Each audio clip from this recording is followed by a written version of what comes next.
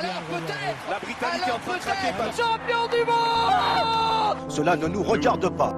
Bonjour et bienvenue à tous dans ce nouveau podcast sur ma chaîne. Donc le but de ce podcast simplement c'est de discuter un peu de sujets qui peuvent être méconnus ou moins traités dans le monde de l'athlétisme et dans le monde du sport. Donc aujourd'hui on va essayer de parler du haut niveau en France parce qu'il y a beaucoup de choses à discuter dans le niveau, le bilan, comment on amène les athlètes au haut niveau et ainsi de suite. Et pour ce premier podcast, je suis avec Paul qui va se présenter maintenant. Salut Clément, bonjour à tous, c'est Paul, je suis athlète de niveau on va dire interrégional, je pratique l'athlétisme depuis assez longtemps, depuis 2005, bon j'ai quand même fait quelques coupures entre temps mais on va dire depuis 2005 la première fois que j'ai eu ma licence FFA. J'ai rencontré Clément dans un groupe d'entraînement sur l'île et du coup Clément m'a invité à participer à ce podcast et j'ai dit allez go, pourquoi pas. Sinon rien à voir, je suis chirurgien dentiste, voilà. Mais donc du coup, ce qui me plaisait avec le fait d'avoir Paul, c'est que c'est vrai que Paul, t'as quand même une certaine expérience de l'athlé. Bon, déjà 2005, moi j'avais 4 ans. Donc de là à avoir ma première licence, non, pas encore. J'ai eu ma première licence bien plus de 10 ans après toi. Et c'est intéressant parce que même si t'as fait des coupures, etc., t'as quand même vu l'athlé évoluer, t'as connu pas mal de choses, athlétiquement parlant, que ça soit en termes de performance personnelle ou même en termes de l'athlétisme de haut niveau, tu l'as vu, tu vois, parce que t'as vu beaucoup plus d'Olympiades que moi et tu t'es intéressé plutôt à l'athlétisme, donc t'as un peu une plus grande culture de l'athlétisme après que moi en tout cas. Et donc c'est intéressant parce que là, notamment pour le sujet du jour, on va parler des structures de haut niveau en France. Donc on va un petit peu parler du haut niveau et on va on va faire un petit bilan, on va se rendre compte que le haut niveau, il y a beaucoup de choses à discuter, il y a des choses qui sont très positives, notamment au niveau du marathon, mais il y a des résultats qui sont plus en demi-teinte, qui sont plus en berne, par exemple dans le demi-fond. Donc on va discuter un petit peu de ça. Là je vais d'abord laisser Paul faire un petit peu un bilan des médailles récentes, que ce soit aux JO ou aux mondiaux, et on va un petit peu approfondir ça. Donc Paul, je te laisse la parole. Ok, merci Clément.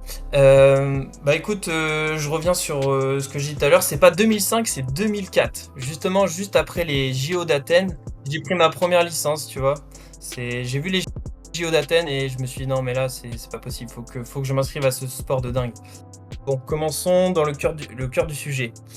Du coup, au niveau du bilan du haut niveau en demi-fond et fond en France, et c'est vrai que depuis Mehdi Bala, avec sa médaille d'argent au championnat du monde de Paris en 2003, sa médaille de bronze au JO de Pékin, qui a été d'ailleurs, il avait fait 4e de la course, mais il a été rétroactivement placé 3e suite au contrôle positif du vainqueur. Ensuite, il y a aussi Boabdel Tari qui avait fini 3e à Berlin en 2009 au championnat du monde. Et après on a évidemment notre Maïdine Mekissi Benabad international qui avait fini 2e à Pékin au JO, 3e aux mondiaux en 2011, 2e au JO à Londres en 2012, 3e aux mondiaux de Moscou en 2013, 3e au JO de Rio après réclamation, ce qui a disqualifié son camarade Ezekiel Kemboy. Après on a aussi Pierre-Ambroise Boss qui avait fait du coup premier en 2017 à Londres. Donc voilà, ça c'est toutes les médailles mondiales qu'il y a eu dans les 2 dernières décennies en France. Aussi par des disqualifications et des... Bon après, la performance est ce qu'elle est, mais c'est venu rétroactivement. Elles n'ont pas été acquises, ce qui peut être dommage pour ces athlètes, tu vois, parce qu'au final, tu étais un peu privé de ta médaille ou privé de l'émotion sur l'instant T, tu vois. C'est sûr que c'est pas la même saveur une médaille. D'ailleurs, je sais que des fois quand c'est ça, ils reçoivent même pas leur médaille parce que bon, c'est après coup quoi. Donc puis personne se rappelle de ça. Surtout avec le dopage, ouais. Oui. Et du coup, au niveau européen, les dernières médailles que j'ai, c'est Yann Schrub, 3e au 10 000 à Munich, et Renel Lamotte qui avait fini 2e au 800 mètres à Munich. Bon, il y avait aussi quand même, je le note, une petite 4e place de Jimmy Gressier qui était pas forcément dans son meilleur jour, mais voilà, qui est quand même significative. Mais globalement, il y a pas eu de médailles, de grosses médailles récemment. D'ailleurs, à ces championnats d'Europe, en athlétisme en général, c'était pas dingue. On a eu 3 médailles d'argent, 4 médailles de bronze, dont 2 relais. Je mentionnerai quand même, c'est intéressant ce que tu mentionnes, c'est que les médailles qu'on a eues, parmi les médailles qu'on a eues, on a eu 2 relais. Et c'est intéressant parce qu'on a aussi pas mal eu de médailles au championnat d'Europe de cross notamment. Bon, c'est vrai qu'on mentionnait les mondiaux et les Jeux Olympiques là. là. Mais c'est vrai que bon, Grécia a eu des médailles sur les Europes de cross, mais on a aussi eu plusieurs médailles collectives. Et je pense que collectivement, on a quand même une vraie force de frappe. En France, on a du mal à les conclure la breloque individuelle, mais on va beaucoup plus chercher, je trouve, quand même les médailles collectives. Je sais pas ce que t'en penses, mais on a quand même beaucoup de médailles collectives. Si tu regardes notamment chez les jeunes, enfin chez les espoirs, pendant 4 ou 5 ans d'affilée, ils ont eu la médaille d'or. La génération de Jimmy Gressier, justement. Ils ont décroché la médaille d'or tous les ans. Et là, cette année, en senior, ils ont fini deuxième. Bon, avec un Bastien Augusto qui aurait pu faire mieux, je pense, quand même. Ouais, oui, je pense également. Et, et ça, je vais prolonger un petit peu plus loin dans cet esprit de densité, du fait qu'on a quand même une belle densité en France.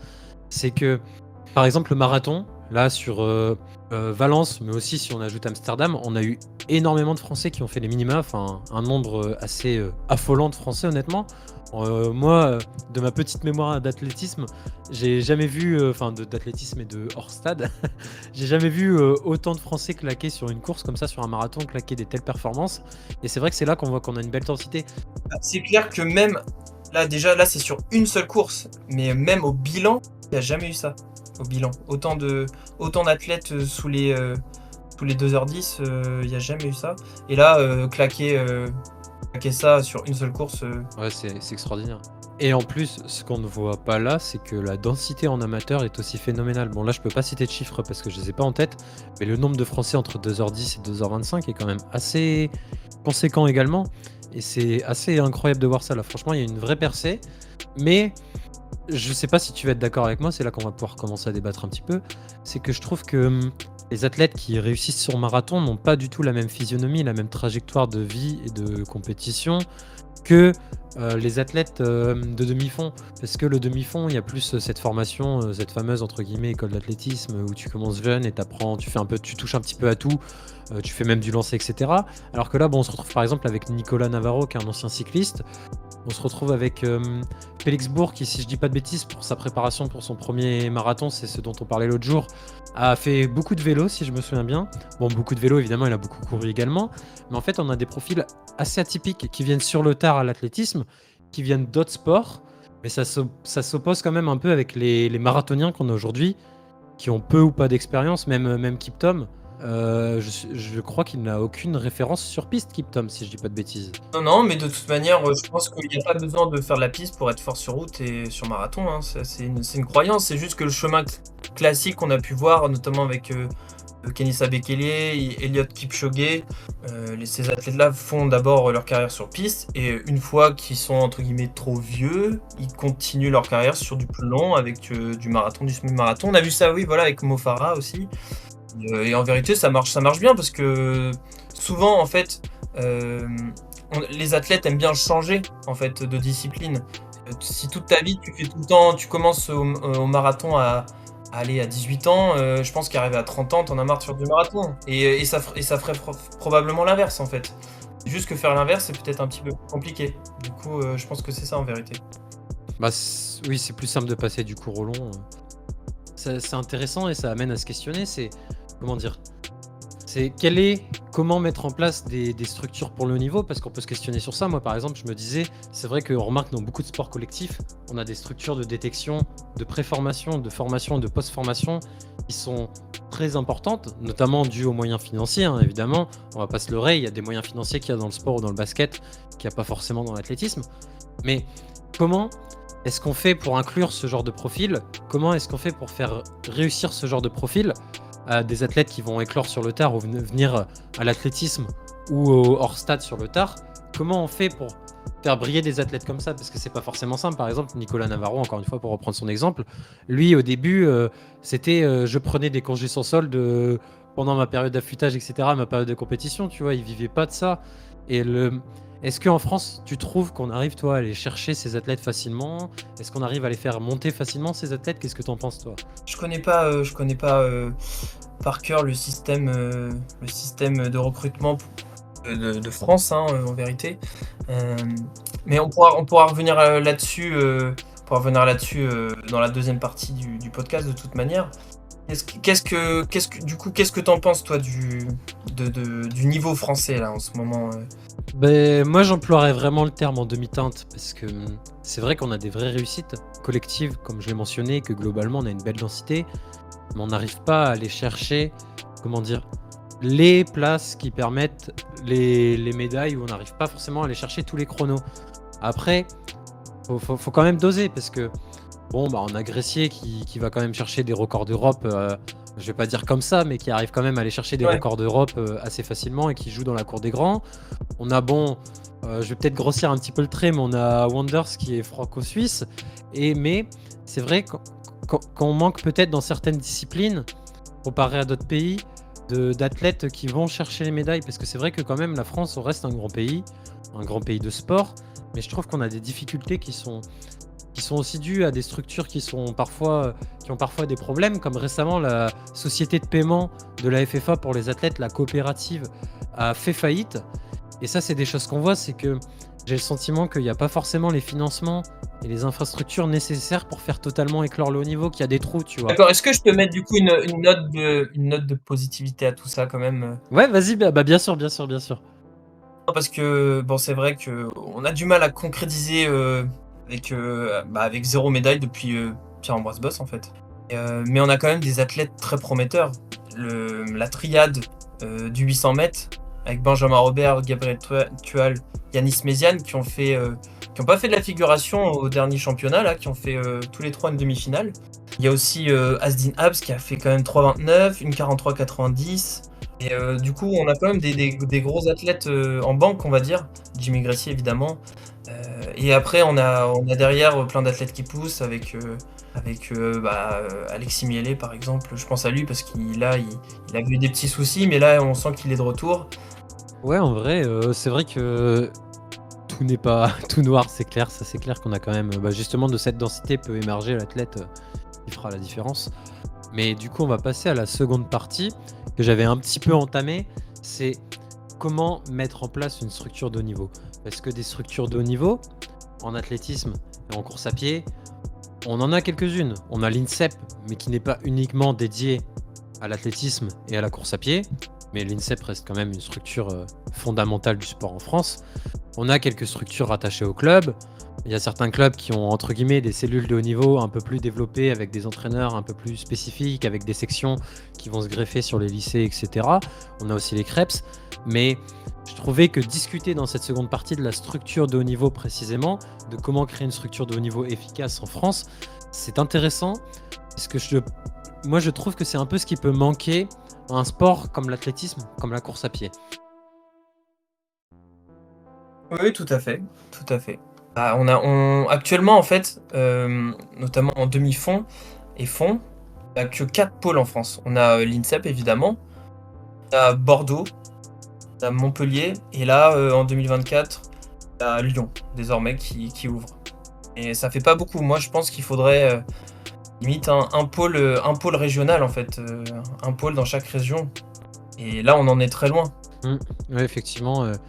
Ouais, quand on regarde les pôles France de demi-fond, ouais, effectivement, il n'y en a que 4. Et Lyon a ouvert ou va ouvrir. Ouais. Parce que Lyon est prévu pour 2024. Donc, il y en avait que 3 même avant.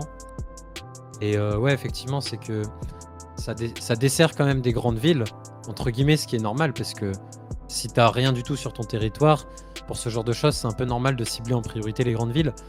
Mais déjà, toutes les grandes villes ne sont pas desservies, et du coup, ça veut dire qu'il y a des régions à plus faible densité qui ne sont pas du tout desservies par ces pôles-là où il y a besoin de bouger. Et c'est vrai que moi, j'ai un petit peu un problème avec ces pôles. Je sais pas ce que t'en penses. C'est que, comment dire, ça dépouille les clubs. Le fait que ça soit que dans des grandes villes, c'est que ça dépouille les clubs et que les clubs, au final, font la préformation et une partie de la formation d'athlètes. Et les clubs sont la structure de base de la fédération française, parce que si je dis pas de bêtises, c'est le club qui est membre de la fédé et nous qui sommes membres du club en tant que licenciés. Et donc le club est clairement la base de la structure fédérale qui compose la majorité de la pyramide fédérale, mais le club finalement se retrouve énormément dépouillé par des structures de ce genre. En tout cas, c'est le sentiment que j'en ai, même si il y a des fonctionnements qui sont très bien. Par exemple, il y a des athlètes qui vont être encadrés par 2 entraîneurs. Bah évidemment, c'est le cas de Jimmy Gressier qui a son entraîneur de Boulogne-sur-Mer et l'entraîneur de l'INSEP. Et j'ai ce sentiment que ça a tendance à un peu trop centraliser. Ce qui est intéressant quand même, parce que bon, si tu montes à un club de haut niveau, une structure de haut niveau, et que t'as que 2 athlètes, ça va être compliqué de faire des belles séances. Mais moi j'ai un petit peu un problème avec ça. Je sais pas ce que t'en penses, mais j'ai un petit peu un problème avec cette dépendance au pôle de haut niveau de la FFA ou nationaux, et qu'il n'y a pas de. Il n'y a pas un assez grand échantillon national. Je vois ce que tu veux dire. Mais pour moi, ça. Comment dire, si déjà, si tu ouvres un pôle par région, là, c'est plus équilibré, je pense. Après, effectivement, les clubs, on peut avoir le sentiment qu'ils seraient dénudés de leurs athlètes, sauf qu'en fait, non, les athlètes qui iraient dans ces pôles, ils garderaient leur licence dans leur club. Donc au final, les clubs sont pas perdants. D'ailleurs, c'est comme ça aujourd'hui. Il y a plein d'athlètes qui sont licenciés à un club et qui s'entraînent pas sur place. Et il n'y a pas de problème avec ça, tu vois. Donc moi, je pense que non, c'est bien. Et puis les clubs, ils auront toujours leurs athlètes, on va dire, plus amateurs, enfin qui sont de plus modeste niveau. Donc je pense pas que ça soit vraiment gênant. Surtout qu'en fait, si tu décentralises trop, bah tu peux pas mettre autant de matos, d'équipements, de faire des vraies structures, on va dire, tu vois, de haut niveau. Tu peux pas faire ça partout. Bien sûr. Donc pour moi, c'est essentiel. Bien sûr. Déjà, c'est optimiste de vouloir un par région. Oui, c'est déjà optimiste, je suis d'accord, mais moi je pense que ça me paraît faisable parce que dans quasiment toutes les régions, je pense qu'il y a des structures auxquelles se greffer. Enfin, dans beaucoup de régions, il y a des salles, par exemple. Nous, dans le nord, on a Liévin. Pas très loin du nord, il y a Val-du-Reuil, donc ça fait déjà des belles infrastructures sur lesquelles se greffer. Et au-delà de ça, on pourrait aussi imaginer que ces infrastructures pourraient profiter à d'autres sports, mais bon, là, c'est hypothétique et on part un peu en dehors du sujet. Mais pour rebondir un petit peu sur les clubs, ce que je trouve quand même dommage, c'est que le problème, c'est que les financements proviennent pas forcément que des clubs et des régions, etc. Donc au final, les clubs sont souvent éclipsés au profit d'un sponsor matériel qui va en fait venir remplacer le maillot de club historique dans toutes les compétitions où il n'y a pas besoin de ce maillot de club, c'est-à-dire à peu près toutes les compétitions à l'exclusion des championnats. Et il y a quelque chose de dommage, tu vois, le club, je trouve, il perd quand même quelque chose. C'est vrai qu'il garde sa base d'athlètes amateurs et c'est essentiel, puisque tous les clubs ont des athlètes amateurs, mais tous les clubs n'ont pas des athlètes de haut niveau, tu vois. Mais j'ai le sentiment quand même que il y a des, en tout cas, il y a des doublons il y a des doublons entre les structures existantes actuellement. Il y en a qui veulent assumer, il y a plusieurs structures différentes qui veulent assumer le même rôle, et que moi, je pense que ça devrait plus aller au club, tu vois. Moi, c'est comme ça que je le conçois en fait. Et donc toi, parce que là, tu parlais des financements par les sponsors, tout ça, qui veulent un petit peu, les athlètes au club, mais Ah, justement, sans entrée, c'est normal. ouais. Mais du coup, est-ce que tu serais, tu serais pour le sport amateur, même si je sais que c'est un peu compliqué en pratique à mettre en place. Qu'est-ce que t'en penses, toi, de ça? Tu veux dire un peu comme à l'américaine quand t'es dans le système universitaire où... Bah ouais, c'est ça en fait. Tu Ou les vois, les mecs, Ouais. ils vont dans leur pôle, mais ils sont pas rémunérés. Enfin, ils sont juste nourris, logés, blanchis, etc. Tu vois. Mais il n'y a pas de sponsor, il n'y a pas de rémunération autre en fait. Enfin, aucune rémunération plutôt. Factuellement, c'est déjà le cas de beaucoup d'athlètes qui, en soi, ont souvent des dédommagements en nature. Mais par exemple, il y en a qui vont être sponsorisés par des marques, mais ils vont pas recevoir d'argent, ils vont uniquement recevoir du matériel, tu vois. Et je pense que c'est le cas de beaucoup d'athlètes de haut niveau. Par exemple, tu prends des athlètes dans les 2h15, 2h20. À part s'ils s'alignent sur des courses où ils vont gagner de l'argent parce qu'ils vont faire premier, etc. Ce qui est possible dans des courses régionales, hein, parce que bon, quand tu cours 2h20, en fait, tu vas faire juste... tu vas aller taper 5 fois 30 minutes en préparation, tu vas gagner un peu d'argent, mais globalement, ils fonctionnent sur leur denier, même ceux qui ont quelques sponsors. Et du coup, ça dépend de où tu mets la frontière, parce que au final, tu as quelques athlètes qui échappent, malheureusement pour eux, aux sponsors et qui courent 2h10, qui courent dans ces eaux-là, et qui n'ont pas de sponsor. Et moi, à 2h10, d'autant plus si ces athlètes-là sont propres, je les considère plus comme des athlètes amateurs. Parce que la charge d'entraînement... Bon, là, je prends du marathon, c'est l'exemple où il y a le plus de charge d'entraînement. Mais tu prends un athlète qui court... je vais dire n'importe quoi. Il y avait par exemple un athlète qui avait battu Mo Farah sur un 10 km, qui avait couru dans les 28-40 ou 28-30.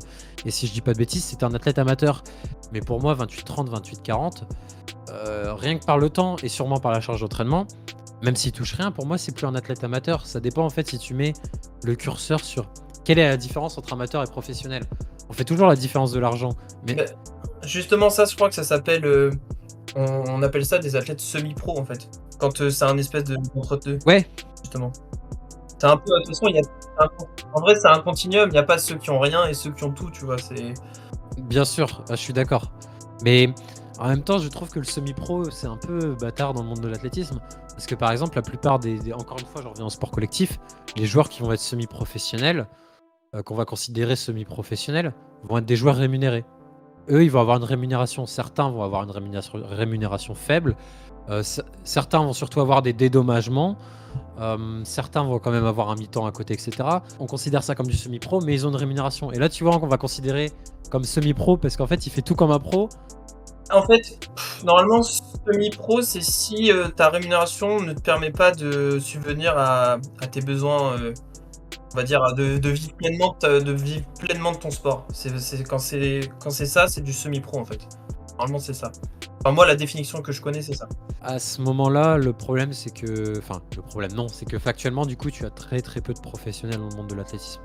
Bah oui. Et ça, c'est un autre débat, mais c'est du coup, est-ce que l'athlétisme est un sport qui est très très, comment dire, plaisant pour le grand public et du coup, parce que du coup, c'est un problème d'argent. Et l'argent, le financement vient notamment de tout ce qui est droit, enfin, en tout cas dans les sports qui fonctionnent, des droits télévisés, des ventes de maillots, etc. Et d'investissement de sponsors parce que le sport, justement, est très visible. Et est-ce que l'athlétisme a cette visibilité?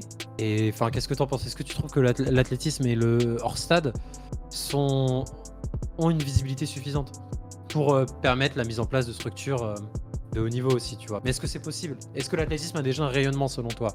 En fait, clairement pas. Enfin, on voit bien que rien que dans les licences, c'est même pas dans le top 10 des sports en France. Et sachant que très loin devant, t'as le football. Voilà, donc en fait, à partir de là, comment veux-tu que l'État s'intéresse à la question des pôles, de demi-fond Là, on va dire que c'est plutôt nous, comme ça, on se fait une petite utopie de ce qui pourrait être une structure de haut niveau efficace, mais en réalité, je pense que peu de chances que ça arrive vite en tout cas, et de cette manière-là aussi. Hein. Ça, disons que c'est là ce qu'on est en train de faire. Je vois ça comme un exercice ludique, tu vois, un peu, mais je suis pas sûr que faut le prendre trop. Faut pas avoir trop d'attentes là-dessus, tu vois. Ouais, mais c'est clair que non, l'athlétisme, ça, enfin, je veux dire, tu vas interroger quelqu'un dans la rue comme ça, il connaît pas, Pierre-Ambroise Boss, par exemple. Enfin, au mieux, il connaît Kevin Mayer. C'est pas Kylian Mbappé, tu vois. Et, ça passe à la télé, mais ça passe ça passe quand c'est les JO, ça passe sur des chaînes un petit peu. Voilà, et puis voilà, qui regarde le marathon, qui se lève le dimanche à 9h du mat, enfin à 8h du mat pour regarder le marathon de Paris, tu vois. Enfin, Et je suis d'accord avec toi, et c'est là que je veux rebondir sur l'aspect comment rendre l'athlétisme et le hors-stade plus intéressant. C'est que moi, clairement, tu vois, moi, en tant que nouveau venu en athlétisme et en hors-stade, je vais te le dire honnêtement, je prends pas beaucoup d'intérêt à regarder de l'athlétisme. Je prends pas beaucoup d'intérêt à regarder du hors-stade. Pour toi, comment on pourrait, avant de revenir plus précisément sur ce qu'on pourrait imaginer dans une structure de haut niveau, comment on pourrait dynamiser, donner envie au niveau de l'athlétisme? Comment le rendre plus intéressant, plus attractif pour le grand public? comment rendre ça plus intéressant?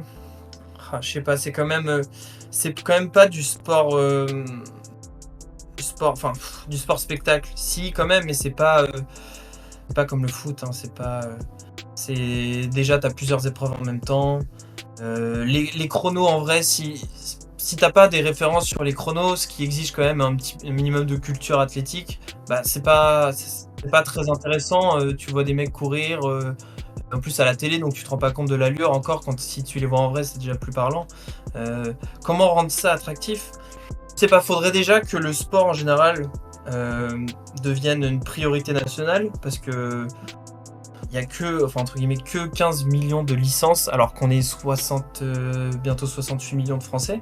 Bon, évidemment, si t'enlèves les nouveaux-nés, etc., on va dire.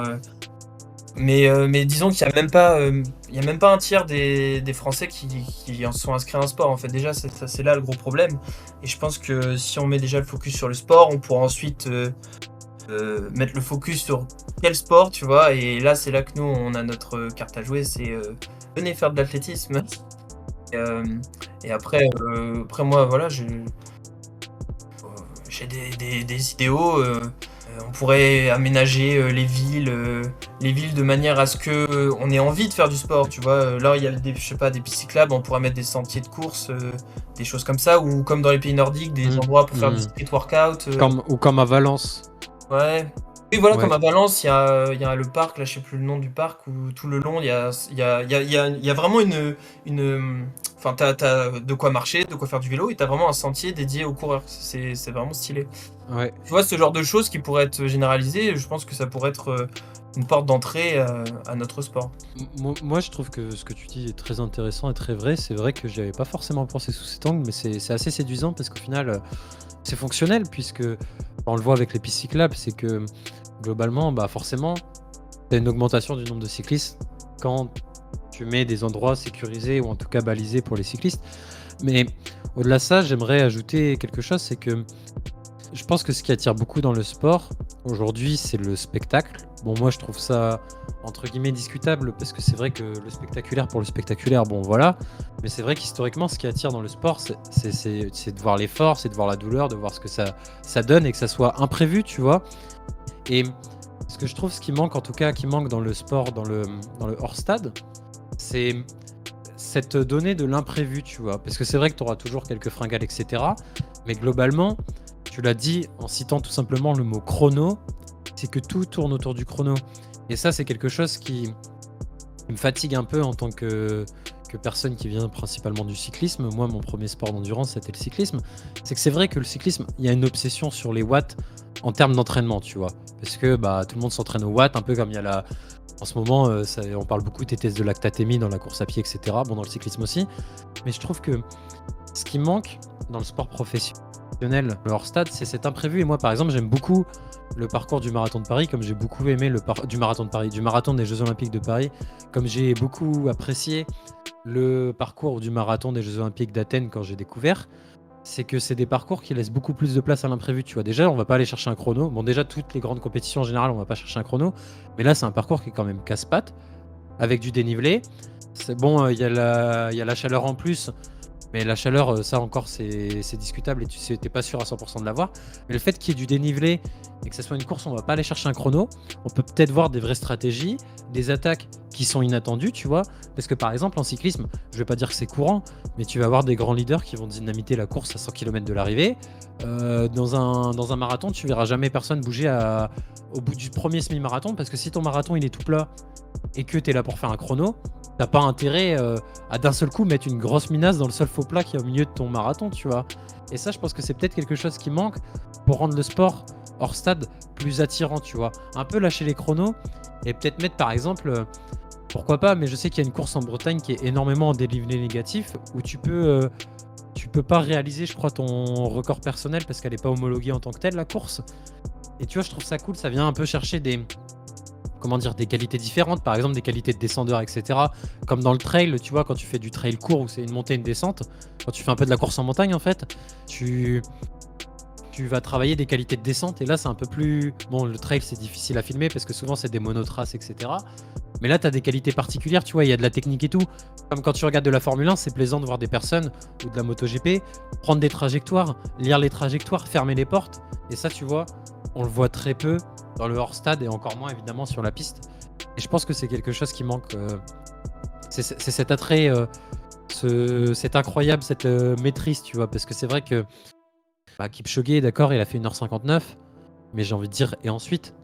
Parce que bon, déjà, on y croit, on n'y croit pas. Mais pour ceux qui y croient, est-ce que tu te souviens d'un moment particulier? Est-ce que tu te souviens du moment où Kipchoge a embrayé? Est-ce que tu te souviens du moment où Kipchoge a déposé son adversaire? Bon, là, c'était même pas dans une course officielle. Mais non, parce qu'en fait, c'est une course très linéaire, le marathon, comme le semi. Et je trouve ça dommage. Je sais pas ce que tu en penses sur ce point-là, mais Ouais. je trouve ça dommage. En fait, je dirais que la priorité, ça serait peut-être pas sur le marathon, parce que de toute manière, il y a des centaines de. Enfin, des centaines.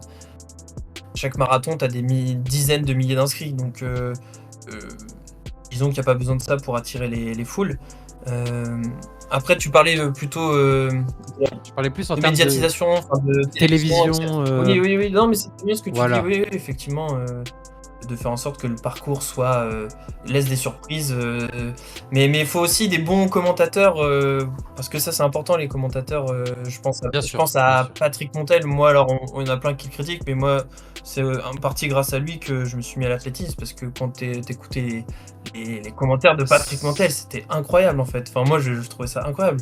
Un passionné. Ouais, non mais vraiment, c'est ça joue, hein. Ça peut être même une course de championnat de France qui est commentée par Patrick Montel, c'est exceptionnel. Donc voilà, déjà le présentateur, bien de le choisir. Après, on voit quand même aujourd'hui qu'il y a des petits efforts avec la Wave Light par exemple. Ça, c'est quelque chose qui n'est pas une donnée chronométrique, mais quand même qui est un repère pour le novice qui se dit bon bah ok. Est-ce qu'il va réussir à battre leur corps, machin, un peu comme en natation avec la ligne là, ce genre de choses, ça contribue à faire un peu du spectacle, on va dire, pour aussi afficher des données biométriques, tu sais, dans un peu en mode futuriste, tu sais, avec le cardio des. Bon, je serais pas forcément pour, mais c'est une idée Comme avec sur YouTube. oui, voilà, le cardio des athlètes. Tu te dis oh putain lui il est au taquet, machin.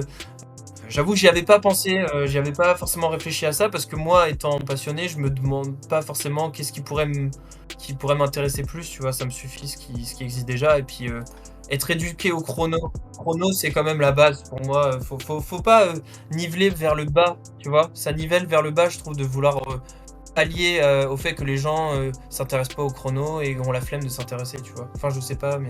Mais du coup, on va passer à notre question finale, notre question clé, c'est du coup, comment mettre en place une structure de haut niveau? Parce qu'on a vu un peu le bilan du haut niveau en France, on a vu un petit peu pourquoi et comment on pourrait améliorer en général l'intérêt que les gens portent à l'athlétisme et au hors-stade. Mais du coup maintenant, dans cet exercice un peu idéal, comment on pourrait imaginer une structure de haut niveau? Tu vois, moi déjà, premier point, c'est que je l'imagine... Ouais, vas-y. Non, j'allais dire du coup, premier point, c'est que j'imagine bien ça coller en fait à une structure de club, par exemple, et ça permettrait d'ajouter, comment dire, dans la ville du club, qui pourrait être une ville de taille majeure, bah, par exemple, si on est dans le nord de la France, ça serait Lille, pour faire les grands pôles régionaux, ou Liévin, parce qu'en soi, bon, on a déjà Liévin qui existe, à vrai dire, c'est que ça permettrait de fournir au club de la ville des structures supplémentaires, comme par exemple une salle de musculation, une halle pour faire du sprint et ce genre de choses, ou une vraie piste de 200 mètres, tu vois, un vrai anneau intérieur, ou alors refaire une piste à neuf en extérieur, etc. Donc déjà, évidemment, il faut des équipements, mais moi, je les verrais bien, ces équipements, accolés avec des structures de club, plutôt. Et du coup, le truc, c'est que là, on perd le côté un peu neutre si tu la colles à un club en particulier, tu vois. Je reste sur mon idée de pôle régional, tu vois. Je pense que ça reste neutre, c'est bien. Voilà. Moi, en tout cas, au niveau de la structure, je resterai sur ça. Après, on va quand même. Enfin, ce qui serait bien, ce serait de parler du recrutement aussi.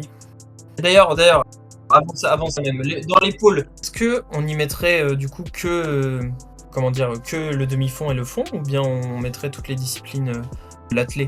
Enfin, toi, du coup, j'imagine qu'il y aurait toutes les disciplines de l'athlé, forcément, si c'est accolé à un club, mais tu vois, du coup, moi, la question peut se poser, puisque tu peux faire un pôle avec toutes les disciplines de l'athlète, tu peux faire un pôle avec que justement les athlètes de demi-fond, de fond, et tu peux faire un pôle avec tous les sports aussi. Bon, ça par contre, je pense que c'est pas une bonne idée, tous les sports. Non, moi non plus. Après, juste pour revenir entre parenthèses sur le club, c'est pas forcément un seul club, tu vois, mais tu mets des structures qui sont en commun pour plusieurs clubs, comme par exemple, techniquement, tous les clubs de la région de France peuvent aller s'entraîner une fois par an à Liévin, si je dis pas de bêtises. Mais du coup, pour en revenir sur ta question, moi je verrais plutôt tous les sports de l'athlétisme, idéalement. Parce que C'est pas pour rien que quand t'es jeune, on te fait faire énormément de sports différents. On te fait pas faire non plus 50 disciplines athlétiques, mais c'est courant de voir des jeunes qui vont faire du saut, du lancer et de la course, par exemple, parce que ça développe des motricités différentes. En fait, si t'es déjà dans une optique de préformation, je pense quand même qu'il faut pas former les jeunes trop tôt. Tu vas pas prendre les petits à 7 ans et les mettre en formation, mais quand tu arrives à 10, 11, 12 ans et que tu commences peut-être un petit peu à t'entraîner, bon là, t'as peut-être pas forcément besoin d'un pôle en tant que tel, mais c'est mieux d'avoir toutes les disciplines, tu vois, et de les cultiver jusque tard. Parce que même, après, au bout d'un moment, il faut quand même se spécialiser, mais même tu regardes Ciblo, Baptiste Cartiot, il a la vingtaine, il fait encore des disciplines différentes, il fait encore du steeple, il monte sur course en montagne, etc. Donc je pense que c'est mieux de garder une diversité de compétitions, et même au-delà de ça, peut-être une diversité quand même de sports, dans le sens où je pense qu'il faut que le pôle soit un pôle d'athlétisme. Mais par exemple, je sais que si je dis pas de bêtises, en Norvège, quand ils prennent une licence pour un sport, elle est valable dans plusieurs sports. Donc par exemple, si tu es dans ton pôle d'athlétisme, on s'intéresse quand même, je sais que tu n'apprécies pas forcément ça, mais à l'entraînement croisé, etc. Tu vois. Ou à inclure par exemple un jeune qui aurait 15 ans et qui veut encore faire du football, tu vois. Pas qu'il fasse pas le football dans le pôle de l'athlétisme, mais que ça soit pris en compte par des personnes qui ont les connaissances et la capacité pour inclure ça, tu vois. D'accord, mais alors là, du coup, on n'a pas du tout. Enfin, oui, donc toi, en fait, on n'a pas du tout la même vision de la structure. Parce que moi, en fait, pour moi, quand tu rentres dans la structure, tu rentres avec ta spécialité. Enfin, quand je dis spécialité, c'est-à-dire demi-fond, fond, quoi. Demi-fond ou fond. Ok, ouais. Y a pas, enfin, voir en fait les deux mélangés, tu peux faire les deux, puisque tu peux faire du 1500 et faire du cross long. Enfin voilà, y a pas de problème avec ça. Mais en fait, oui. Oui, tu peux. Du coup, en fait, on n'a pas du tout le. Parce que ça serait bien un peu qu'on décrive un peu chacun notre tour notre structure, comment elle serait, tu vois, pour qu'on voit un peu plus à quoi ça ressemble, parce que sinon ça va faire un peu fouillis si à chaque fois on coupe. Je sais pas ce que t'en penses. Ouais, tu veux que je commande? Moi, je te dis un peu comment moi je vois. Bah, je te laisse commencer si tu veux. Je pense qu'il y a un point important juste, c'est à quel âge les personnes rentrent dans la structure. Parce que ça expliquera s'ils ont leur spécialité ou pas, tu vois. Ah, t'inquiète, je vais y venir. Ouais, je vais y venir. Donc moi, évidemment, donc je reviens sur ça, c'est pôle régional. Voilà, pôle régional. Dans ces pôles, il pourrait y avoir toutes les disciplines de l'athlétisme. Et là, moi, du coup, je pense pas du coup que ça soit pour que les athlètes soient spécialement polyvalents, en fait, parce que pour moi, quand ils rentrent, ils peuvent rentrer à partir de 14 ans. Et tu vois, 14 ans, si t'as fait l'école d'athlé, si t'as déjà touché un peu à tout, voilà, et c'est à partir de 14 ans, tu peux y rentrer plus tard, hein, si tu le souhaites, si t'as envie de continuer à tester des disciplines, il n'y a pas de problème. Donc moi, je pense qu'il faut qu'il y ait toutes les disciplines, c'est plus pour après créer une bonne ambiance pour en vue des championnats internationaux, tu vois, si tous les athlètes se connaissent un petit peu, il y aura une meilleure ambiance dans les championnats, et ça, c'est pas négligeable parce qu'on y passe beaucoup de temps, et ça crée une cohésion de groupe, hein. Je pense que ça, c'est vraiment important. Voilà, du coup, pas sur le niveau sportif, mais sur le niveau social plutôt. Et au niveau du recrutement, du coup, à partir de 14 ans, donc, parce que honnêtement, plus on commence tôt, plus potentiellement on peut atteindre un haut niveau dans sa carrière. Évidemment, faut que la structure elle adapte le niveau de pratique pour pas dégoûter les jeunes. En fonction de comment tu t'es entraîné avant de rentrer, tu vas pas passer de, 3 entraînements à 8 directement. Il faudra que la structure prenne ça en charge, évidemment. Parce qu'on sait très bien que l'effet de la charge d'entraînement se fait... Enfin, l'augmentation de la charge d'entraînement doit se faire progressivement pendant des années avant d'atteindre celle d'un athlète de haut niveau. Moi, j'ai un exemple, c'est que quand j'étais jeune, il y a Baptiste Michler qui s'entraînait déjà 5 fois par semaine. Il était en minime 2. Et je pense que du coup, recruter assez jeunes les athlètes, c'est une bonne chose. Parce que du coup, ils ont plus de chances de devenir des athlètes professionnels. Lui en plus, il s'entraînait déjà beaucoup, donc il s'entraînait 5 fois par semaine en minime 2. Et tu vois, aujourd'hui, c'est un des meilleurs mailers français, donc il n'y a pas eu de conséquences négatives, on va dire, à s'entraîner beaucoup jeune. Pour ce qui est du recrutement, moi, je le ferai à différentes échelles. Je le ferai déjà pour augmenter le nombre de personnes qui pratiqueraient l'athlétisme. avant de vouloir chercher des gens à haut niveau, il faut déjà augmenter le nombre potentiel de personnes que tu peux aller chercher. Donc là, il faut faire des recrutements dans les écoles, ça se fait déjà. On peut aussi engager des missionnaires, un peu de recruteurs qui iraient sur les compétitions d'autres sports, notamment le football, parce qu'on sait que le football, c'est vraiment un vecteur de haut potentiel. On sait que Jimmy Gressier en vient, mais il y a aussi Yann Schru, Baptiste Michler, Alexis Mielet, Tantizon, Arthur Gervais, Yohan Koval, Yohan Durand, il y en a encore plein que je connais, enfin voilà, que je pourrais pas citer. Mais on sait que, voilà, que le football, c'est vraiment là qu'on peut aller chercher des athlètes pour les licencier dans un premier temps. Ensuite, une fois qu'on a fait ça, en parallèle, il faut aussi aller chercher les athlètes pour les amener à la structure. Donc là, forcément, ça se fait sur les compétitions. Donc, une équipe de recruteurs qui ira détecter sur les crosses, les compétitions sur piste, et même sur route. Sur route.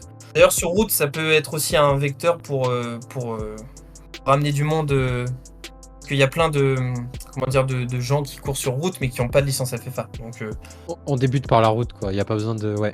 c'est ça, tu peux courir sur route, faire des 10 km, mais tu n'as pas de licence FFA. Du coup, là, on peut trouver des pépites potentielles, surtout vu le nombre de coureurs sur route. Donc voilà, on peut les recruter aussi là. Le recrutement, globalement, c'est un point avec lequel je suis bien d'accord avec toi, globalement, d'avoir un peu des cellules de recrutement. Bon, évidemment, ça nécessite des fonds, des moyens. Mais moi, encore une fois, je pense que je préfère passer par les clubs. C'est vrai que passer par les clubs, faut faire attention, faut le définir pour pas créer des monopoles de clubs, parce qu'il y a déjà certains clubs qui s'érigent en monopole, où il y a des fusions de clubs qui font qu'en fait tu te retrouves dans la même entente à 30 km de distance parce que il n'y a pas vraiment d'autres clubs. Donc il y a aussi des contres. Je dis pas que c'est la méthode miracle, mais moi je verrais plus ça associé à des clubs. Et effectivement, donc si c'est associé à des clubs, je pense que tu peux faire rentrer les personnes plus tôt. Tu vois, tu peux les faire rentrer dès la préformation. Quand tu fais encore ce qu'ils appellent aujourd'hui baby athlé, etc. C'est plus simple. Parce que bon, un petit de 8 ou 9 ans, je partage ton avis, c'est que si on fait un pôle de formation régionale pure, faut que ça rentre à 13, 14, 15 ans, dans ces eaux-là, quoi. Peut-être plus tard si tu as des pépites, mais globalement pas beaucoup plus tôt. Alors que si tu es dans un contexte de club, tu peux faire rentrer plus tôt, tu vois. Donc sur ce point-là, on diverge, mais globalement, pour le recrutement, je suis d'accord, je trouve que tout ce que tu as dit est très très intéressant. J'ajouterais peut-être quelques petits points, c'est que les détections, on peut les faire sur route, on peut aussi les faire dans des meetings, bon ça je pense qu'on est d'accord, mais on peut aussi, les clubs du coup, ou dans ton cas, les pôles régionaux, moi je les verrais bien organiser des meetings à thème. Par exemple, comme le Fast 5000 a été organisé par On, où en fait il y avait quasiment que des 5000, je crois qu'il y avait des 15 aussi, si je dis pas de bêtises, mais tu vois, des meetings à thème comme ça.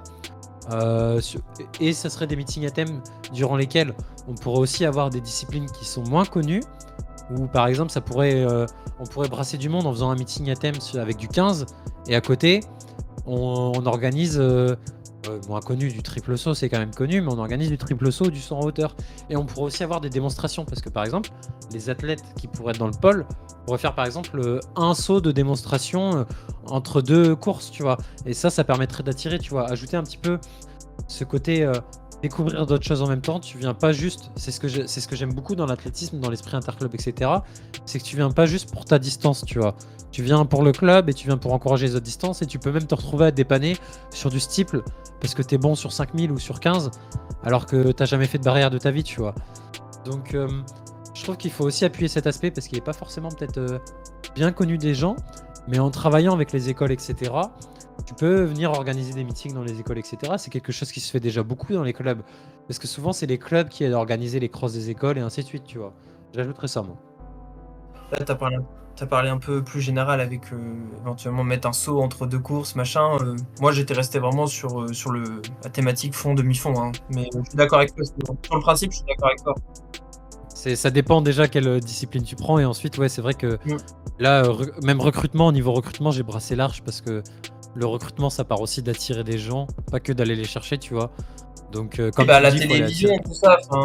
Oui, voilà. C'est ça. C'est pour ça que Oui, C'est bien pour sûr. ça que je le mentionnais ça. Mais après, voilà. Donc après, au niveau de... Je vais rebondir, je vais avancer un petit peu.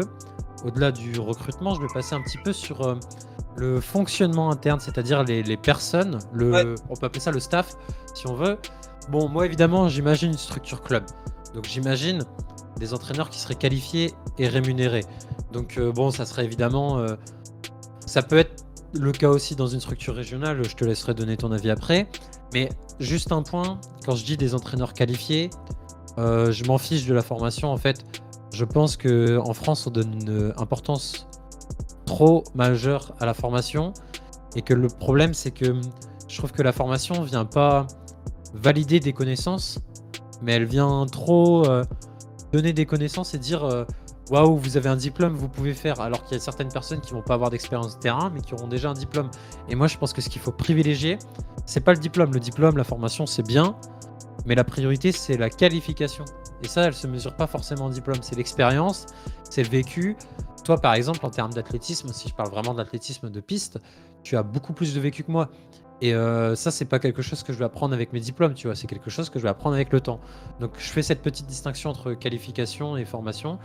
Et après, évidemment, ça se limite pas aux entraîneurs. Il faut des réseaux médicaux et paramédicaux complets.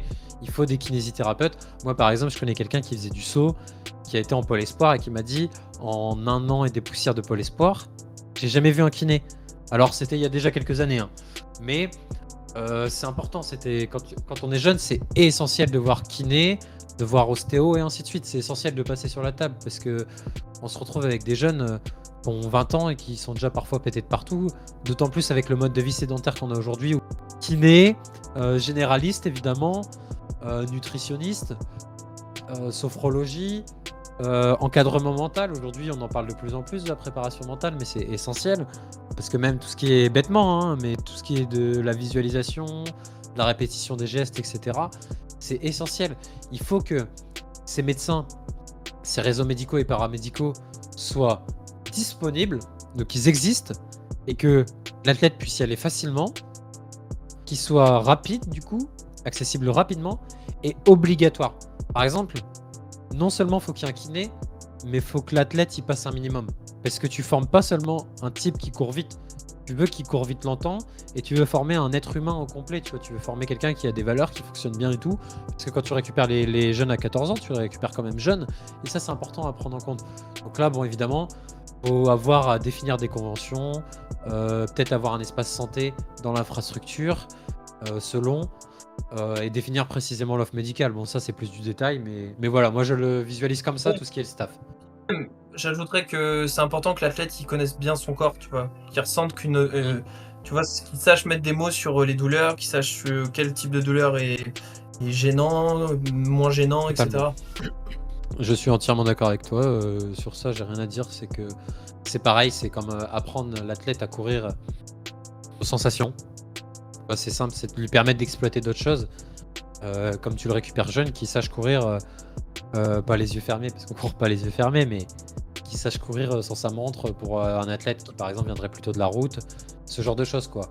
Que ce genre d'adaptabilité, quoi. Bien se connaître. Ouais, bah oui. Et puis simplement. là, on précise pas évidemment, mais parce qu'on dit l'entraîneur qualifié. D'ailleurs, j'ai bien aimé ta petite distinction, je suis totalement d'accord avec toi. Mais c'est pareil en fait pour les kinés et tout le staff en fait, faut qu'ils soient qualifiés en fait. Ouais, qui ait une expérience. Bah oui. Ouais, parce que Un médecin du sport qui est là et qui te met en arrêt pour une tendinite, voilà quoi, tu vois, c'est pas. Après, ça va de soi. Là, je chipote, mais ça va de soi qu'il faut. Ça va de soi, mais c'est important à préciser. C'est important à préciser parce que c'est des problèmes auxquels on fait face aujourd'hui et qui, moi, je trouve ça déplorable. C'est déplorable pour le sportif qui va être concerné. T'as une tendinite, t'as une inflammation et on te dit t'as une périostite, on te dit tu coupes tout. Ouais, bah ouais. Mon pauvre, la périostite, tu vas la traîner longtemps. Ton inflammation, ta tendinite, elle va te suivre toute ta vie, hein. Enfin, j'exagère, mais Si, t'auras plus mal, mais dès que tu vas t'y remettre, ça va revenir direct. c'est ça, parce que c'est la charge d'entraînement qu'il faut doser.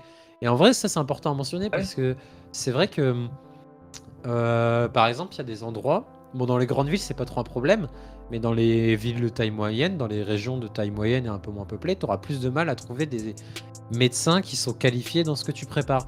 Parce que par exemple, même un psychologue, même un nutritionniste, tu vas avoir des spécificités. Par exemple, si ton nutritionniste, en fait, il travaille surtout dans un hôpital, etc., il va peut-être moins gérer. Il peut apprendre, hein, bien sûr, je dis pas, hein. C'est l'apprentissage, tu apprends toujours tout au long de ta vie. Mais comme ça, il va pas maîtriser la nutrition à l'effort d'un athlète de haut niveau sur un marathon, tu vois, par exemple. Encore qu'un marathon, c'est assez simple, c'est pas comme du cyclisme ou de l'ultra trail. Mais tu vois ce que je veux dire, c'est important quand même de poser ses limites parce que même si elles vont de soi dans un monde idéal, elles vont pas de soi dans notre monde.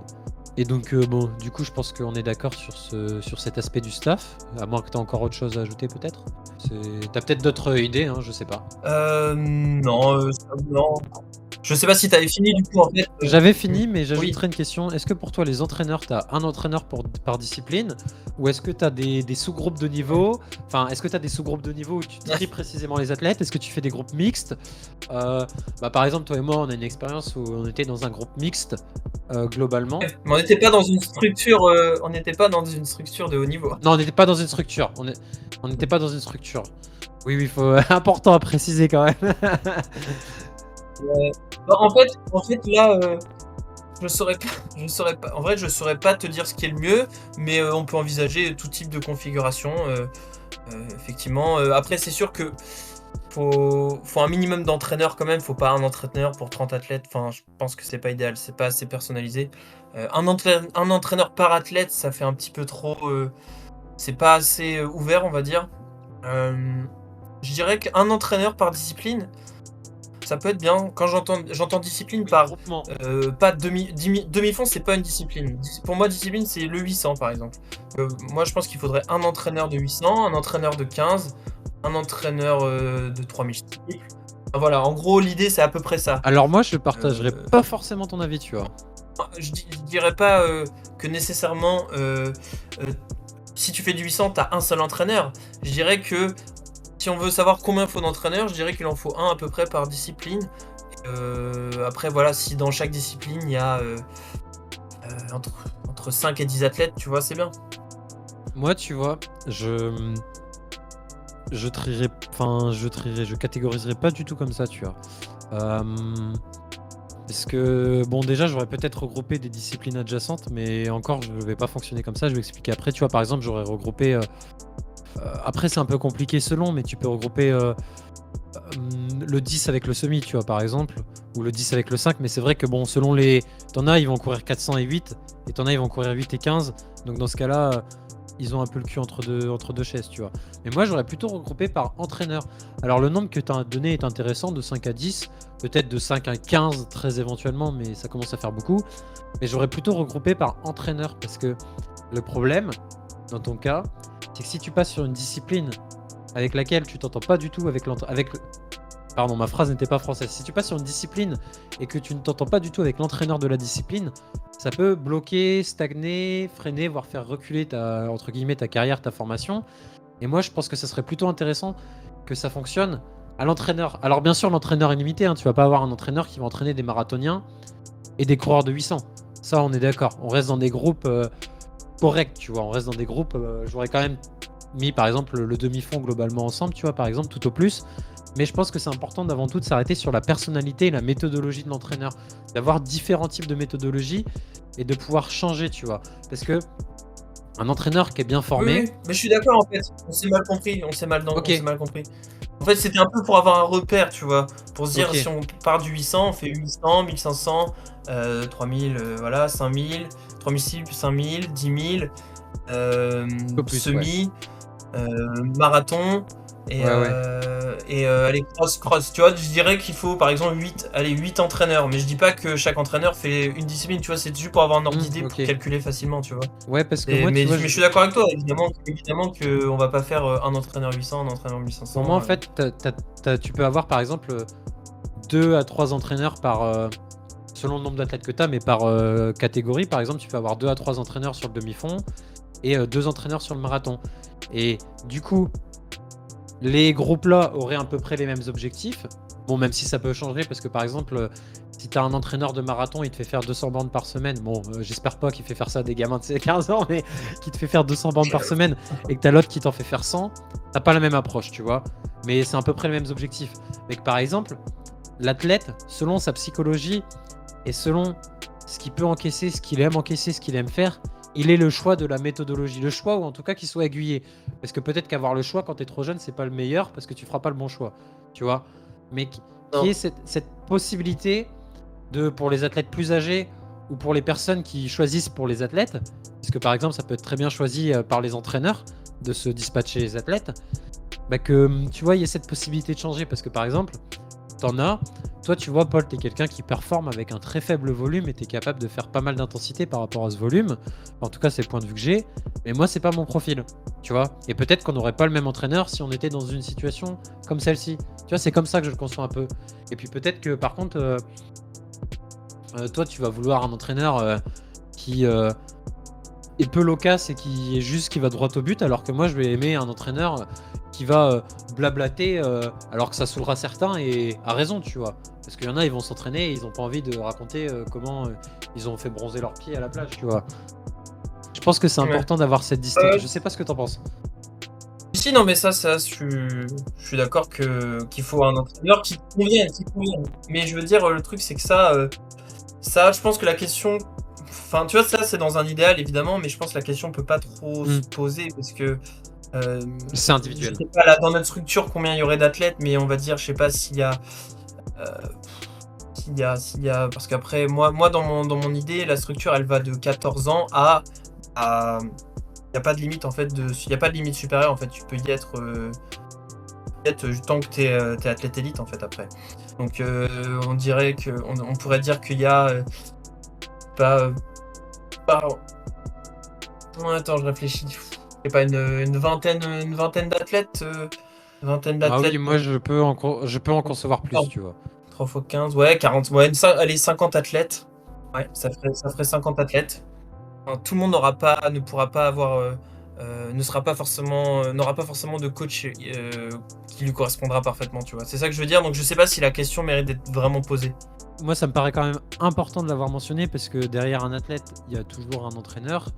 Et bon, il peut y en avoir 2 ou 3 dans ta carrière, mais globalement, un athlète sans entraîneur, ça existe, hein, mais c'est plutôt l'exception que la règle, tu vois. Donc bon, moi, je trouvais que ça valait la peine d'être mentionné. Et que mentionner les groupes aussi, c'est important parce que tu as besoin un peu d'une certaine... un peu d'avoir un sparring partner, tu vois. Tu as besoin d'avoir une petite rivalité. Faut pas que ça te monte en flèche, mais tu as besoin d'avoir des personnes qui te tirent vers le haut et tout. Tu vois, le contexte du groupe et le contexte de l'entraîneur est important. En parlant d'être tiré, qu'est-ce que t'en penses, toi, justement, que du coup, si t'as. Enfin, après, c'est ma structure. Ma structure, moi, il y aurait vraiment tous les âges, en gros, de 14 à la trentaine. Est-ce que tu crois que ça serait bien que ces athlètes s'entraînent ensemble ou qu'il y ait des sous-groupes d'âge? Pour moi, je trouve que c'est bien que tout le monde soit ensemble parce que ceux qui ont l'expérience, ils peuvent un peu la partager aux plus jeunes. Et puis la fougue un peu des plus jeunes, ça peut égayer le quotidien des plus âgés. Je suis d'accord, j'ai rien à ajouter sur ça parce que je suis d'accord et c'est pour ça aussi que je suis pour les groupes mixtes parce qu'il y a des approches un petit peu différentes dans les groupes mixtes parfois et ça rebondit aussi sur le staff, sur le fait que il faut un staff qui sache suivre les athlètes féminines parce qu'elles ont des besoins particuliers. Mais ouais, du coup, je suis entièrement d'accord avec toi. Parce que en fait, ce qui est important, parce que là on parle d'entraînement, enfin de trucs en fait qu'au final tout le monde un peu parle un peu de ça, mais on parle moins du côté sécurisant un peu de la structure, tu vois. Moi j'avais pensé qu'un athlète qui rentre est assuré d'être membre de la structure pour au moins par exemple la durée de sa formation.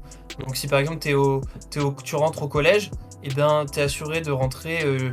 Si tu rentres en 4ème, jusqu'au brevet, t'es assuré d'être dans la structure. Je parle en cas, tu sais, d'échec sportif ou bien de coups de mou. C'est important de savoir que t'es pas jeté comme une merde, parce que souvent c'est le cas. Ouais, ça je suis d'accord. Et du coup, pareil, lycée, tu rentres en seconde ou en première, jusqu'au bac, on est avec toi, on te soutient, quoi qu'il arrive. Voilà. Pareil en post-bac, si t'es en BTS, bah t'es suivi pendant ton BTS, licence, doctorat, master, etc. Je trouve que ça c'est important. Par contre, faut quand même que l'athlète, si il s'engage à rentrer dans la structure, il doit y rester au moins une année complète, tu vois, pour que tu sais, je sais pas, t'as ton quotidien, tu rentres dans une structure, surtout si t'es jeune, peut-être qu'au bout de 2 mois, t'as envie de te barrer parce que ça te saoule ou je sais pas, tu vois. Je pense que c'est bien Oui, d'avoir c'est réellement goûté donnant-donnant. au truc pour, tu vois, c'est donnant-donnant, te donne des garanties, mais toi, faut quand même que tu t'engages à jouer le jeu au moins une année, quoi. Non, mais c'est très bien cet aspect des garanties, ouais. Mm. Ouais, parce que ça, on parle pas de ça, mais c'est, enfin vraiment, je crois que j'ai jamais vu des choses comme ça. Et, bon, c'est sûr qu'on pourrait se dire que ça serait faire, ça serait donner de l'argent un peu à la poubelle, sauf que je pense que justement, si c'est un peu comme les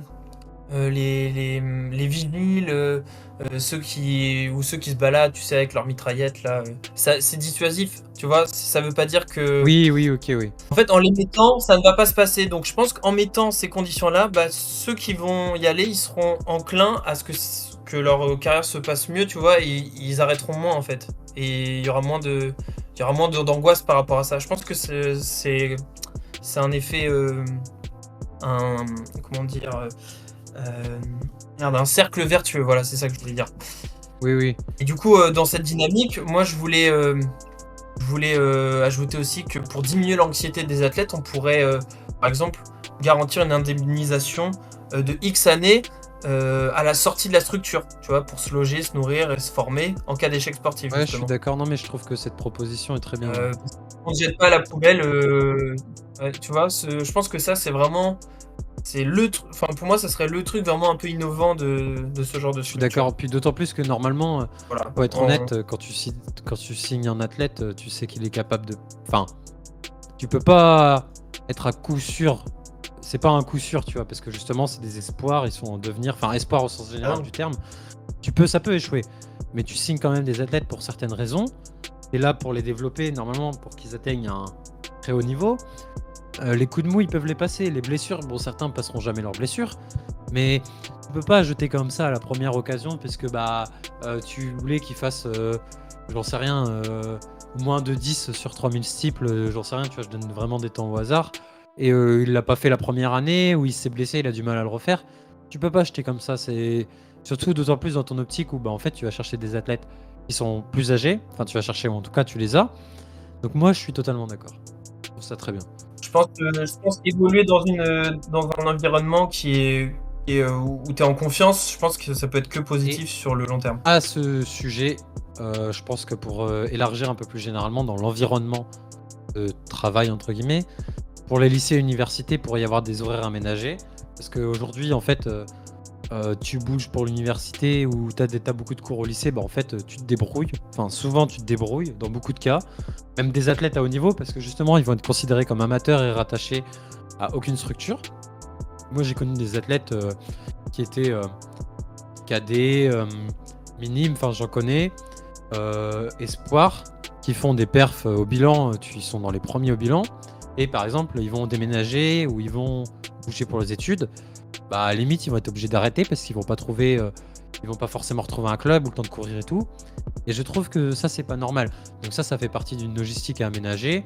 Bon, en termes de logistique, il y a aussi par exemple les déplacements parce que t'en as qui vont habiter loin de la structure, donc réduction sur les transports en commun, tout ça. Enfin, ça peut se travailler avec. D'autant plus la structure est régionale. Il y a une partie des transports qui sont régionaux. Et même pour les athlètes plus anciens, tu vois. Au-delà de promouvoir un double projet chez les jeunes avec une formation, comme tu disais, pour les athlètes plus anciens, par exemple, si tu es rattaché à un club, pourquoi pas salarier l'athlète dans le club, tu vois, pour qu'il fasse, peut-être qu'il fasse un boulot qui est pépère, entre guillemets, qu'il fasse de la promotion du club, de la promotion de l'athlète, peut-être un petit peu d'administratif, mais qu'au moins il ait un minimum de situation et qu'il mette un peu de côté, tu vois, par exemple, que s'il est salarié à mi-temps, qui touche 700, 800, enfin un temps partiel 700, 800, 900, que lui il puisse les mettre dans sa poche parce qu'il est déjà nourri, logé, blanchi, tu vois, et que le jour il se retrouve dépourvu, il soit pas mort et foutu, quoi, parce que on est d'accord que c'est pas valorisé du tout, quoi. Et donc ouais, voilà, ça fait partie du contexte de travail. Non, mais de toute façon, sur la pyramide de Maslow, c'est la sécurité, c'est en premier, tu vois, dans les besoins primaires de l'être humain. Faut au moins combler ce besoin-là. Bah, c'est clair que oui, on est d'accord que c'est pas comment dire, c'est pas comblé pour la plupart des athlètes professionnels. D'ailleurs, la sécurité, je crois qu'elle est pas première, mais je crois qu'elle est deuxième si je dis pas de bêtises après les besoins physiologiques, tout ce qui est. Oui, c'est peut-être non, je te dis des conneries, oui, c'est se nourrir en bon, premier et après c'est. on est d'accord que c'est c'est une des priorités et qu'aujourd'hui c'est pas facilité pour la plupart des personnes. Et du coup, pour un peu conclure, moi c'est un peu le dernier truc que j'ai à dire sur ma structure, donc après je te laisserai peut-être parler sur si tu as des choses à ajouter. C'est que moi déjà, bon, je trouve que c'est intéressant au niveau lycée et université d'avoir des partenariats aussi avec le Crous pour améliorer peut-être la composition des repas, pour changer un peu la composition des repas et justement peut-être intéresser des personnes qui font pas de sport au sport en leur montrant bah, par exemple voilà ça c'est un repas typique de sportif, mais peut-être aussi en démontant quelques mythes, tu vois, en mode le sportif va jamais manger quelque chose de gras de sa vie, c'est pas vrai, tu vois. Et donc ça j'y pensais. Et aussi je pensais aux fédérations qui sont à côté de la FFA, les fédérations comme par exemple l'UNSS du sport scolaire, qui peuvent aussi bénéficier si ça s'implante dans les collèges-lycées et que ça fonctionne pas par club, ou que alors les clubs prennent une structure supplémentaire. Enfin, on peut imaginer quelque chose où par exemple les plus jeunes pourraient être licenciés UNSS et peut-être développer le sport dans des fédérations différentes, parce que comme ça permet de voir des contextes différents. Bon, par exemple, je vais citer l'exemple de l'UFOLEP. Bon, l'UFOLEP n'a pas du tout de lien avec la FFA, hein, c'est deux fédérations bien distinctes, mais l'ambiance n'est pas forcément la même, l'organisation n'est pas forcément la même, et une ou deux fois ça peut être intéressant de découvrir ça, comme par exemple certains sportifs vont faire un petit peu de championnat universitaire à haut niveau, tu vois. Certains sportifs de haut niveau, quand ils vont être au lycée, à l'université du coup, pardon, ils vont faire par exemple les championnats de France universitaires d'athlétisme. Et découvrir autre chose, tu vois, une autre mentalité, une autre façon de faire aussi. Même si c'est pas grand chose, ça fait une expérience différente, tu vois. Et ça, je pense que c'est aussi important et que ça permet de faire bénéficier à des fédérations qui existent pour une raison, tu vois, mais qui sont plus minoritaires. Parce que moi, ce que j'ai le problème avec le pôle régional, c'est que je trouve que faut pas que ça soit forcément trop dépendant à la FFA ou trop dépendant de la région, tu vois. Pour moi, il faut que les clubs puissent s'autonomiser parce que c'est la base de la pyramide. Mais bon, ça, on peut être en désaccord. Et même la FFA, là, par exemple, elle fait défaut de paiement sur les athlètes de haut niveau. La FFA, elle n'a pas des moyens illimités parce que c'est notamment le gouvernement qui lui donne aussi des moyens et qui donne des moyens aux athlètes de haut niveau. Donc, pas avoir une dépendance trop importante, tu vas varier, etc. et faire découvrir d'autres choses. Tu vois, moi, ça fait partie, au final, de créer un contexte où l'athlète voit beaucoup de choses, où il voit des opportunités différentes, tu vois. Bon, après ça a discuté, c'est pas un point majoritaire, ouais. Mais c'est un point que je trouve intéressant. Mais voilà, moi j'ai fini. Une vision beaucoup plus large en fait. Ouais, c'est ça. Bah, je pense qu'en fait, faut que le sport s'inscrive dans la société, et que le sport, ça a un tas d'aspects. Le sport, c'est, tu vois, avec le sport, tu bouges physiquement, mais aussi tu vas ailleurs, tu manges, enfin, tu fais plein de trucs en rapport avec le sport. Tu vois, tu as une hygiène de vie, il y a un côté santé, donc c'est intéressant d'avoir une approche très très générale. Mais voilà, c'est comment je conçois ma structure de haut niveau. C'est pas mal, ça, bravo Clément. Il a des bonnes idées en tout cas. Merci, bientôt président de structure. Moi en plus, je te rejoins sur plein de choses, hein, notamment la cuisine de qualité, tu vois, qui peut être biologique, locale, tout ça. Ça c'est. Bah en fait, limite, c'est un fondamental pour moi, c'est même pas une option ça. Parce que. Alors, si tu veux être bien à haut niveau, et dans ta vie, dans ta tête, sur le long terme, etc., faut bien manger. Voilà. Et bien manger, c'est pas juste manger de la salade. C'est pas juste manger de la salade et c'est pas comme ce qu'on disait. C'est pas comme ce qu'on se disait l'autre jour non plus, manger tes calories, tasser du sucre, parce que ta réaction de chirurgien dentiste m'a bien fait rire. Tu te démolis les chicots, et c'est vrai, et la santé à long terme, tu vois. Et un sportif, c'est aussi le long terme après le sport. C'est ballot que le type il ait fait du sport pour être en bonne santé, pour être bien dans sa peau et pour être fort, et qu'il chope un cancer parce qu'en fait il bouffait que des cochonneries pour se remplir en calories quand il était sportif. Et il a plus de chico non plus. Bah d'ailleurs tiens, Ouais, non, mais ça me fait penser que justement, pour que le sport de haut niveau soit attractif, faut pas que derrière on dise ah bah regardez les sportifs de haut niveau après ils deviennent, ils sont obèses, ils ont justement ils ont un cancer, ils sont cassés de partout, Ouais, ils sont machin, tu ouais, vois. Je ça, je pense suis que tu vois ça y contribue à rendre le sport attractif justement, Ouais, indirectement. Je suis d'accord. Ouais. Moi après de ce que j'avais noté en plus. Bah, intégrer tu sais, des petits ateliers découvertes et de consolidation des connaissances sur sa propre pratique, tu vois. Parce Ouais. que c'est bien de former des athlètes. Bah, surtout en plus enfin, je dis surtout chez les jeunes, mais non, en fait, à tout âge. Mais dis donc que les jeunes vont moins le faire d'eux-mêmes, donc je pense que c'est bien de leur ouvrir la porte à ça. Ça serait évidemment sur la base du volontariat, mais mettre des petits ateliers sur l'histoire de l'athlétisme, du demi-fond par exemple, les principes de l'entraînement, de la récupération, etc. quoi. Voilà. Et sinon, oui, financement des stages, j'avais mis financement de stages pour les environs évidemment. Romeu, Annecy, Saint-Maurice, Vittel, tout ça quoi. Et pas besoin d'aller au Kenya. Mais ouais, par rapport au Kenya, etc., et par rapport à toutes ces questions-là, il faut juste qu'on se rende compte que certes, par exemple, les stages en altitude, les chaussures carbone, les tests de lactatémie, c'est intéressant, mais il faut pas que ça devienne le prisme majeur de l'athlétisme, du hors-stade. Il faut un peu enseigner les athlètes à ce sujet, les instruire, dans le sens où il faut comprendre que c'est pas forcément la priorité, on en revient aux sensations, etc., et qu'il faut savoir faire son choix, quoi. Faut pas forcément s'imposer des choses parasites. Je dis pas que c'est parasite, mais ça peut devenir parasite. Donc voilà, moi j'ai franchement fini. Je pense qu'on peut passer à la conclusion, Paul. Oui, bah je crois qu'on a fait à peu près le tour, même si on pourrait parler à l'infini de toutes ces choses-là. Non, c'est clair. Mais donc bah voilà tout. Donc ce premier podcast n'était honnêtement pas le plus préparé, le plus structuré, parce que bien évidemment ça va se structurer au fil du temps. J'espère en tout cas que ça vous plaira.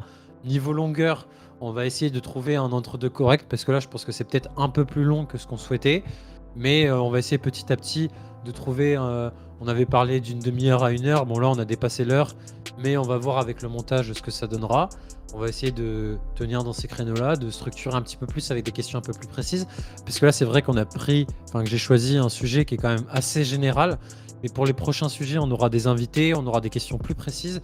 Donc on pourra rentrer plus dans le détail. Et ça sera encore un peu plus dynamique et un peu plus concis. Donc merci d'avoir écouté. Merci à toi, Paul. Je voulais te dire merci, que j'avais apprécié de faire ce format podcast avec toi. Voilà. Avant que tu conclues, je voulais dire ça, mais du coup, t'as fait ta conclusion, désolé. Bah non, c'est moi en vrai, j'ai parlé. Merci à toi, Paul. Merci.